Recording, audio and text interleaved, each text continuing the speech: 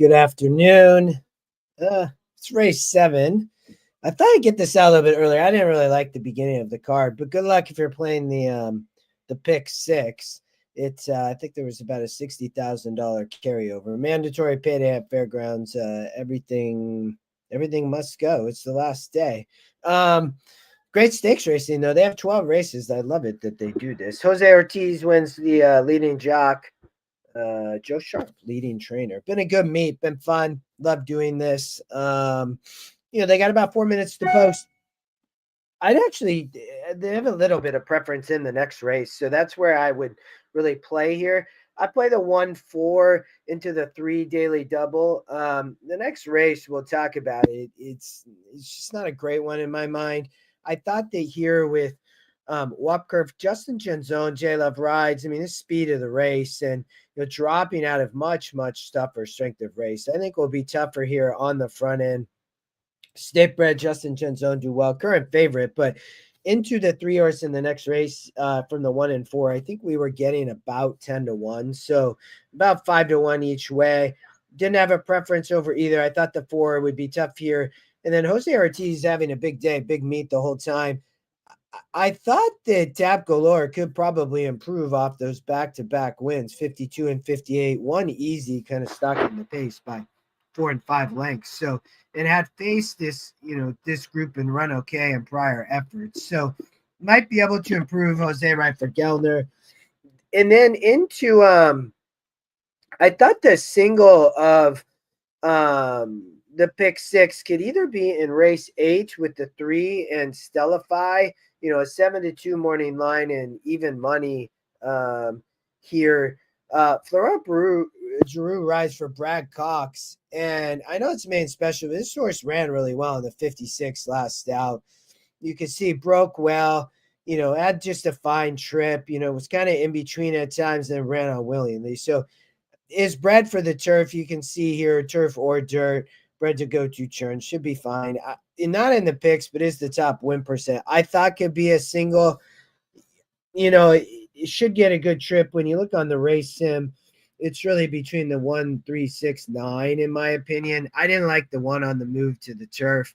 And the 9 and 6 didn't, have huge interest for me. I thought Sands of War might be tough and could be a use, but I was trying to play against for Sharita and Jose and just go with Florent and Brad Cox. Question marks on Sands of War, and I think the 3 horses are runners. So that's where I looked in Stellify as the single in the pick 6. There's still a minute to post. I thought you could double out of this race, so double in the 1-4 into the 3 and then double out. I like the 1 and 6 here. Sano at a price you'll see is the top pick, and you're going to get a great price from Equine Edge. Has shown the ability to stock in both these efforts, and they went on the shelf, right? But, also ran on turf, and I think you can toss both those efforts. The GSR was much lower. And you can see now here it goes up 26 points on the move back. So I love Sano at a price. I thought I had a big look for Florent Giroux again. So Florent Giroux daily double maybe here at Fairgrounds. It fits for this group. 1 off the pace. And when you look here, there's some questionable speed and who's in this group. I thought it was a pretty wide open state bred optional. And then FTW Slam, I think we actually played last hour. We played 2 back. And didn't necessarily run great last out as the favorite, but did have some trouble. Was caught in between and bumped and then kind of ran on. And I thought could improve here. So I like the 3 into the 1-6 daily double. So that was kind of my biggest opinion of the card, to be honest. And it's been fun. I appreciate everybody's tuned in and the whole meet. It's the last day. I'm going to move over to Gulfstream. We'll start covering Gulfstream in the coming weeks. For Equine Edge, Oldie's still going to be covering Oaklawn Park. I will tell you, just if you're late putting a ticket together here, Oldie really likes the 4. I know he was going to single there. I didn't have a huge preference in this race. I thought the 6, 4, or 7 could win the race. 8 and 5 are fairly long shots. Then the other single I think could be 6 string. Right? If that's, you're looking there in a late sequence, whether pick 4, 5, or 6. I thought 6 string. I actually thought Eye of the Pharaoh was the long shot. I'd probably play a little exacta there. I know the 7 and 8 are going to take money, and maybe it's even in trifecta here, but maybe you play six string in first and then kind of place in second with the, just a small try with this group. I did think the Pharaoh was the one that could improve for Steve. One back to back, and then it's just run okay going two turns. But now Cook's back. There is all that speed up front. Six string, again, I think will be tough. But, if I was going to use another horse, maybe one of these. But I do think six string could be your other single in a pick six or, other sequence. But I like more of the vertical play here.